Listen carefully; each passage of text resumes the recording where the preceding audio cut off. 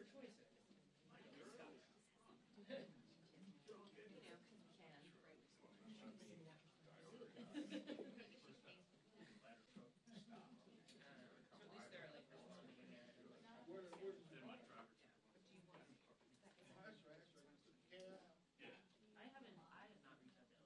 Right, that's what I was going to say, because we're waiting on. Start firing up and running really quickly with the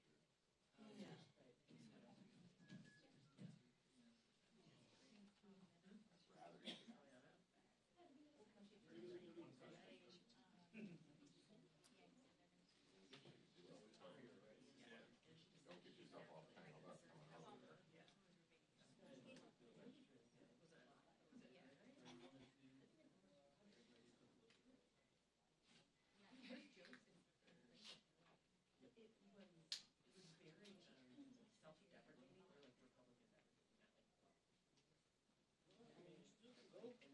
Yeah, when I heard these, I was like,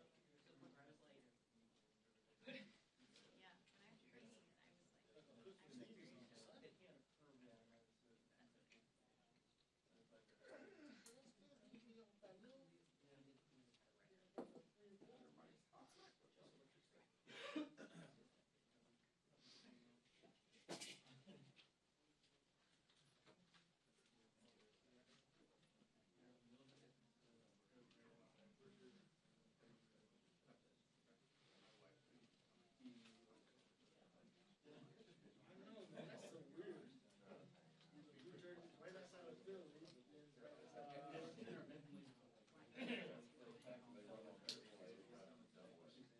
They all sort of like roll in for a couple days, overlap. Yeah, a couple times we text a lot. And, all right, got a lot of recovery time ahead of them. Started some physical therapy. Oh yeah, it's just it was pretty bad. So they have to gotta heal, push it. And I know he is already because they're trying to act like a big tough guy. Say he was cleaning his gutters and cash like. Will you just pay somebody to do that? If he falls and messes that up, he'll never get it right again. Set yourself so much farther back, and he just, I don't know how many times I've seen that, but it just doesn't get it.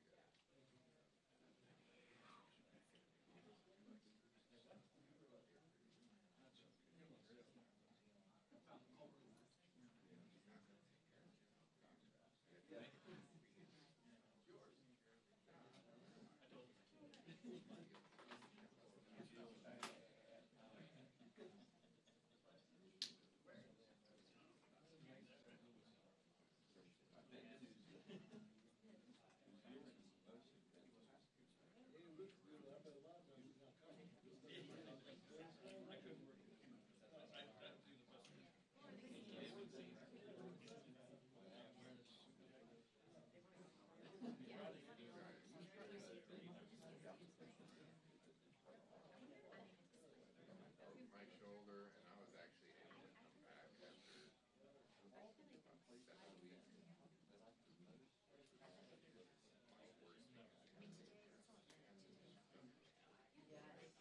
know. Like when I sent my notes on Monday, I was like,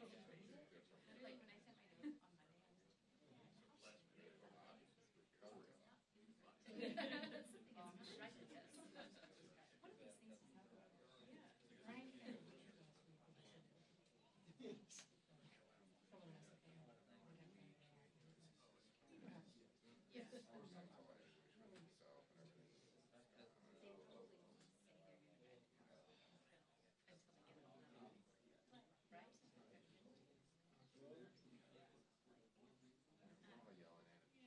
All yelling at him. Yeah. Some adult league, and he goes in there and he crashes. I wish that. Right.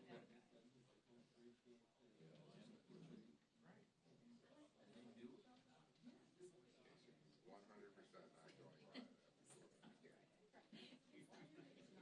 Unless you Then technically you're still you're right. my point is, we'll have to make that in a second. At least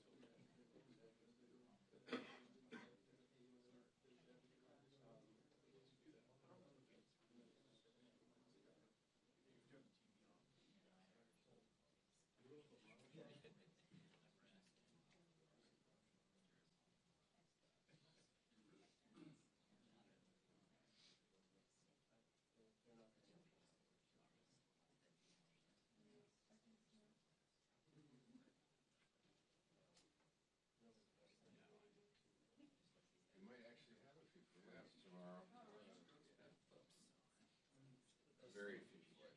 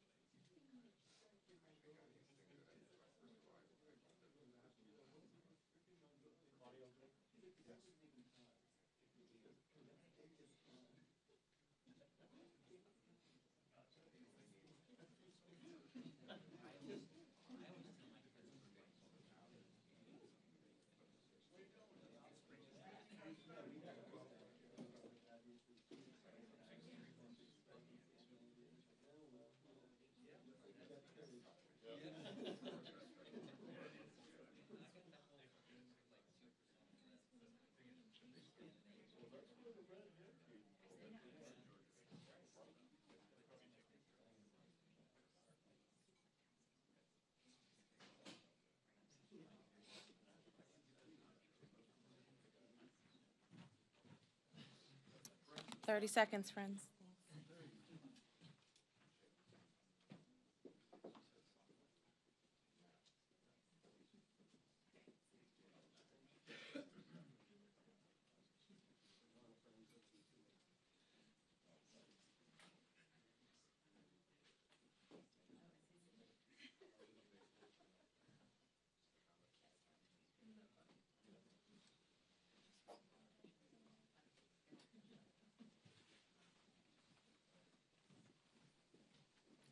Good morning, good morning. Here we are with our friends, which I'll refer to momentarily. But sadly, I'll begin by saying once again we're heartbroken by the images of wildfires in California. It's so sad, having just experienced this in Northern California. It's easier to understand how quickly a football field in a second, the fire travels that quickly. And so we're praying for, again, all of those who are affected, but praying also for our first responders. They are truly nobility. They just are so courageous out there. Okay, so yesterday, can you imagine, just 2 months after the sickening attacks in Las Vegas and in Sutherland Springs, Texas, the GOP has decided to bring a gun bill to the floor. It does further damage to gun safety in our country. It's stunningly dangerous, and it opens the floodgates to guns. An early Christmas present to the NRA, the Radical Concealed Carry Reciprocity Bill. Against the warnings of law enforcement groups, Republicans are throwing open the door to violent criminals, domestic abusers. This is very important in terms of harassment and domestic abuse and the rest, and convicted stalkers to carry concealed weapons wherever they please. So understand this. You're from a state that has concealed carry opportunities. You get your ability to do that in that state, and you carry it with you to other states. You don't even have to live in the first state. Just go there or go online and get a concealed carry license, if that's the term of art. You can go any place in the country, concealed carry. This is their response to the tragedy in Texas in that church, to the tragedy of Las Vegas, the tragedies over and over. In fact, that happen every day in our country. While Republicans fight efforts to protect communities, Democrats will continue to fight for urgent action on common sense gun violence protection. We're not going away on this. But isn't it appalling? This violence, and they pass, they don't have the votes to do common sense background checks, which have bipartisan support in the Congress, the Peter King, Mike Thompson legislation. But they have the time to do concealed carry and make it even easier. So here we are, The GOP tax scam, it has the consequences for Americans in every stage of life. Yesterday, some of you were with us when we had the little children and what it meant to them. Later in the day, to seniors, what it means to them and everyone in between. It's as they try to represent that it is a tax break for the middle class, raises taxes. The Senate bill now raises taxes on 78 million middle-class families. 78 million middle-class families. 62% of the benefit in the Senate bill goes to the wealthiest 1%, and the sneaky ACA repeal, 13 more million Americans may be uninsured under this legislation. It's just appalling. And you have to give them credit for their gall. This is an absolute assault to plunder and pillage the middle class. Why? To give tax breaks to the wealthiest people and to corporate America, to the tune of nearly $1.5 trillion to corporate America. And who pays the price? Well, the Republicans have made no secret of it. They're saying, the Speaker said, once the GOP adds trillions of dollars to the national debt, they openly admit that they plan to start their crusade by destroying Medicare and Medicaid for everyone else. That's been their goal all along because they don't believe in Medicare and Medicaid. And now they're engineering the budget to say this is justifying getting rid of this because we gave tax cuts to the high end. I think it's once again important to note that 11 Republicans in California voted to do violence to the economy of our state, hurt the prospects of California's working families and families across our country. Kevin McCarthy, Doug LaMalfa, Paul Cook, Jeff Denham, David Valadao, Devin Nunes, Steve Knight, Ed Royce, Ken Calvert, Mimi Walters, Duncan Hunter, 11. The exact number that if they had voted correctly would have stopped the bill. In addition to that, though, Mr. Issa, Mr. McClintock, and Mr. Rohrabacher have voted before for a bill, the budget bill that takes us to this place. And guess what that does on this day of fires in California and how they voted against the interest of our state and of the American people. If you had damage to your home or whatever in the hurricanes, you can have a tax deduction for your losses, some of your losses, but not if those losses came from fire. They actually voted for that bill. McCarthy, LaMalfa, Cook, Denham, Valadao, Nunes, Knight, Royce, Calvert, Walters, Hunter, Issa, McClintock, Rohrabacher voted to discriminate against victims of fire. We certainly want to have the deduction for those who are victims of the hurricanes and the rest. But why are they doing this to our state? The GOP tax scam. I'm sure you might have some questions about that. Okay, so you know later today we're going to go to the White House this afternoon. We'll meet with the president, and we're hopeful the president will be open to an agreement to address the urgent needs of the American people and keep government open. Democrats have never supported shutting down government, and we don't do so now. In the interest of the meeting, and we've had this conversation preliminarily before, we want, as we raise the caps, and that's the subject now, what are the caps? As we raise the caps, we are calling for parity. We need resources for a strong national defense, but we also need a strong domestic budget.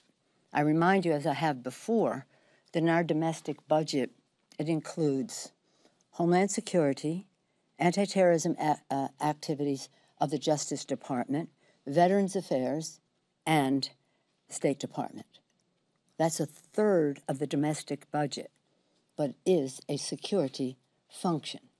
So when they're saying we're keeping a lid on the increase on that side, we're hurting our national security while preaching that we're raising the cap for defense. And again, that's not our fight. Our fight is to bring up the domestic agenda to parity. And what are some of the things we'd like to come to agreement with the president? All bipartisan, any of which if on the floor, would pass with a strong bipartisan majority. Fighting the opioid epidemic. This is a priority for the president, for all of us. It affects every district in the country, but there's no money. We need part of that increase in the domestic budget to fight the opioid epidemic. Veterans funding. We need more money for veterans. Then in addition to that, CHIP and community health centers, because they're spending so much time on this, they're ignoring this. CHIP, Children Community Health Centers, passing the DREAM Act. All of this has bipartisan support, would pass with strong bipartisan majorities. Emergency disaster funding. Texas, Florida, Puerto Rico, Virgin Islands, now the disasters in California, and saving some endangered pensions, to name a few. There are other areas of bipartisan agreement that need to be addressed, can be addressed by making it 54-54 rather than 54-37 and calling it parity. So that's the fight that we're in right now. Democrats are advocating, again, for priorities that have broad support, and that's what we would have brought to the president last week. We called for that meeting to bring, in a non-confrontational way, finding areas of agreement, working together. He's asked for this meeting today. Hopefully, this will be on his agenda as well. Any questions? Yes, sir. On the issue of sexual misconduct, Can we wait? I'm happy to get to that. I'm not happy to get to it, but I will get to that. But we have a big focus here on a fork in the road that our country is at. That will either be about a country that is creative and letting people thrive and reach their success, or a road that is only about power and money at the exploitation of those. This is a moment of truth for America.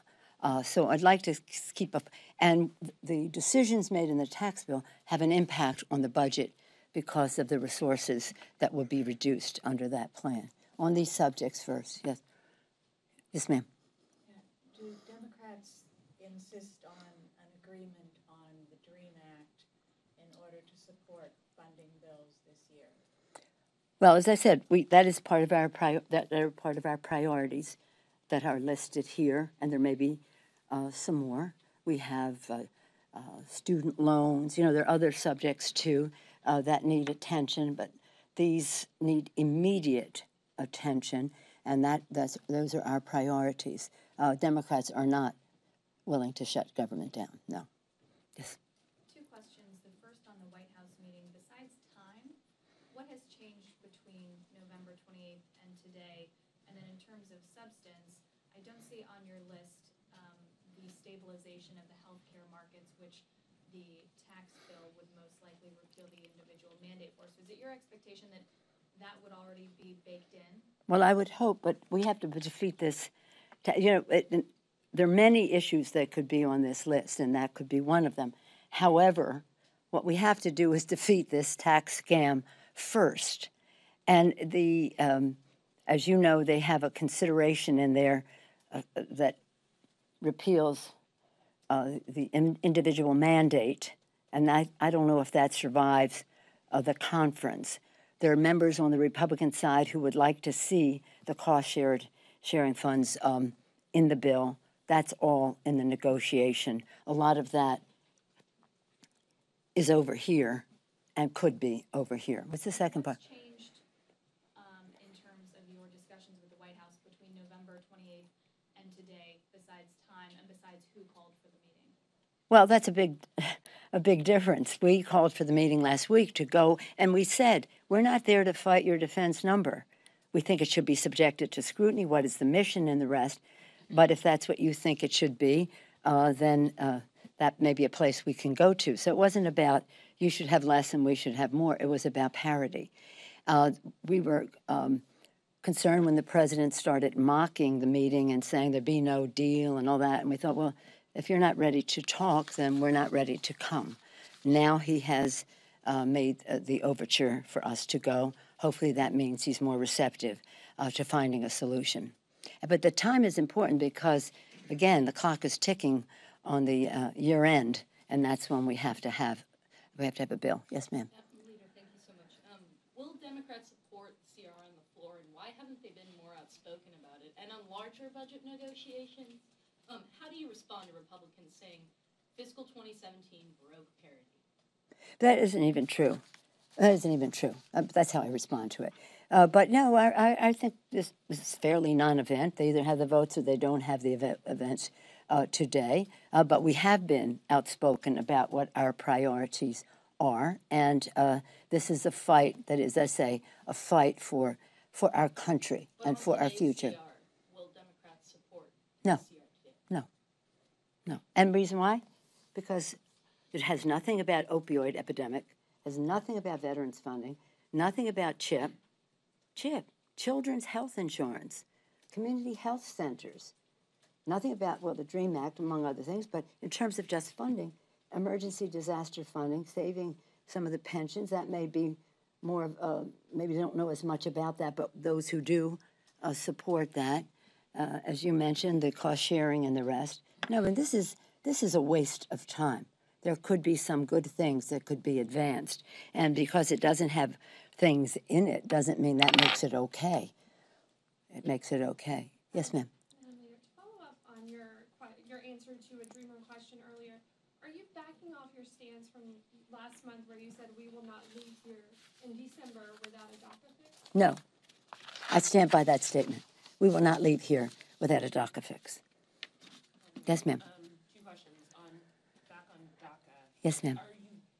Have you changed your mind at all about being willing to accept some border wall funding or immigration crackdown funding within a DREAM Act fix? I don't know, when you say, have you changed your mind? We said to the president the night he agreed to the DACA legislation that we have a responsibility to protect our border, and we think there are many things we can do working together to do that. And members have been working in a bipartisan way to address that. So we're not backing off anything, and including meeting the needs of protecting our border. We're not going to turn this country into a reign of terror, of domestic enforcement, and have the DACA, the dreamers, pay that price. But I'm optimistic. I always have been. God is with us on this. Our country is great. We know that greatness springs from the vitality that newcomers bring to our country. 80% at least of the American people support the dreamers. And I had some members at the president's holiday event the other night. He called it a holiday event, by the way. It wasn't a Christmas party. It was a holiday event. At that, the Republican members were saying to me, this is 80% in my district. People support the dreamers. And I've had some of their spouses say to me, we have to get the DREAM Act. So this says, again, bipartisan support. We can find our common ground. And the second question, what do you think was the straw that broke the camel's back in calling for Franken's resignation? Well, it's a different subject. I'm sorry, I'm not going there. I said I wasn't going there. We're talking about what we're doing now, and I'll come to that at the end. Any questions about that? Yeah, I said I'd come to it, but I'm prioritizing because I want to make sure we have time to do this first. Yes, ma'am. Okay. Any other questions on the tax? Yes, ma'am. Well, on the spending, Republicans are talking about after this 2-week CR, a spending package that would fully fund defense through the end of the fiscal year and CR the rest of the remaining agencies into January. Is that a non-starter? Yes. Yes, sir. Can I ask you, in your critique of the GOP tax bill, you don't mention ANWR. Does that mean that Democrats have given up hopes of not? No, and ANWR is a very important issue. I could have start at the ceiling, wrap it around the floor, and around the corner. Do you know what it doesn't mention? It doesn't mention that if you're a student and you have student loan debt and you have a tax deduction for $2,500, it's now gone. It doesn't mention that since 1944, when President Roosevelt was president, in the New Deal, you got a medical deduction for extraordinary medical expenses. So if you have a child with disabilities, a senior with Alzheimer's or dementia or whatever, you now cannot deduct those medical expenses in the House bill. It has tax breaks for people with private jets at the expense of America's working families. Do you want more? Because we could have a very long list. But in terms of overarching, and what it doesn't say also, robs from the future by heaping mountains of debt onto the future.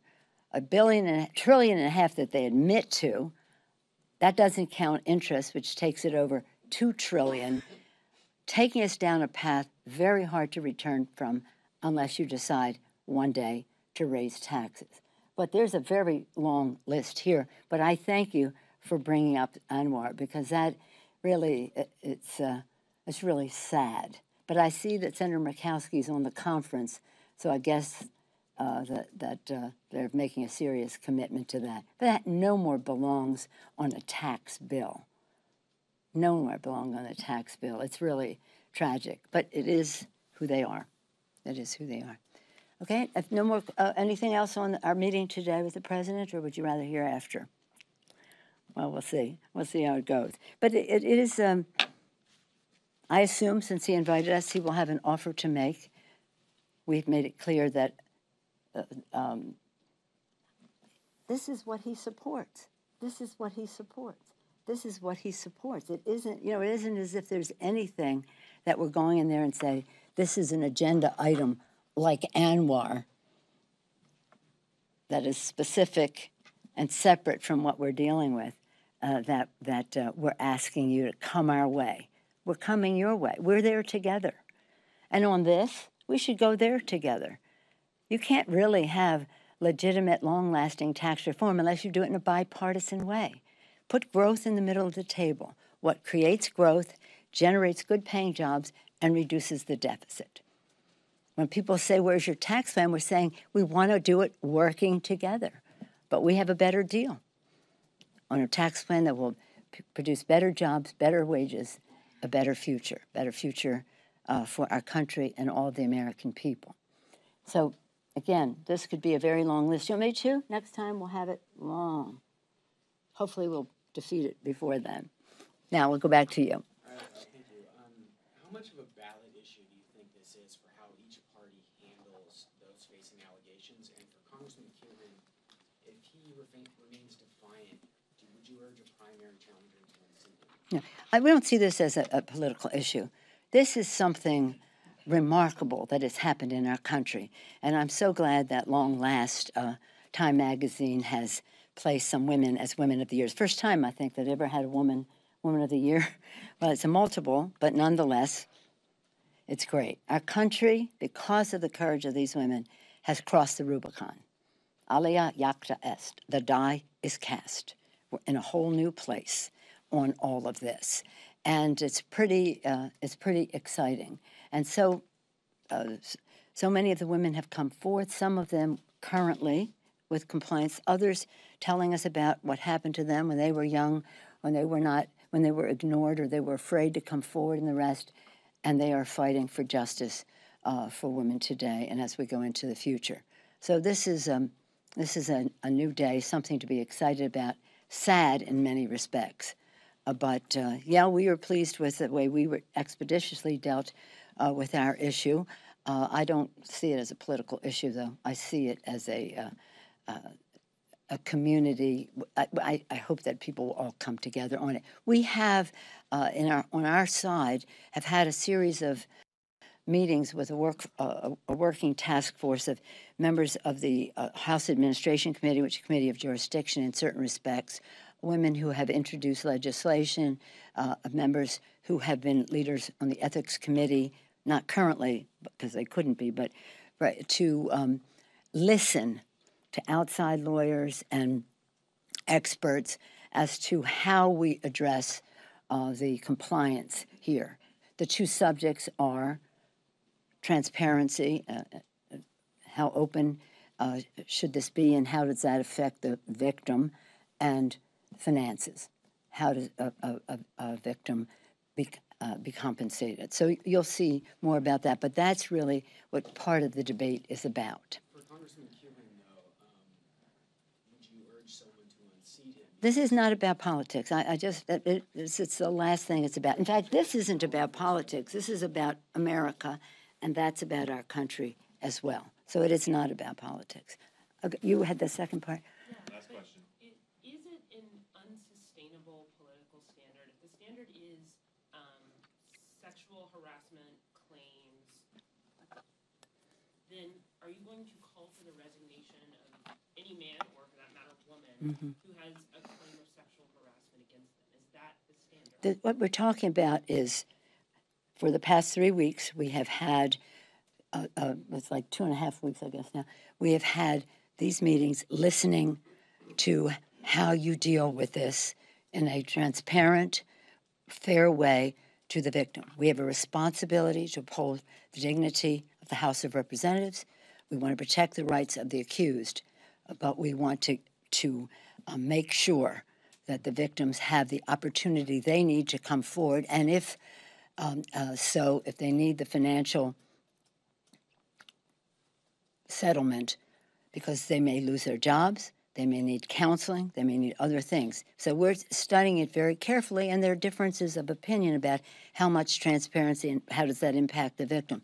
So we're listening to victims, we're listening to lawyers, we're listening to experts, and we'll be making a presentation to our caucus because people have views there as well on this subject. Are you on this same subject? Tom? We had to give the Speaker of the Room. Thank you. Thank you all very much.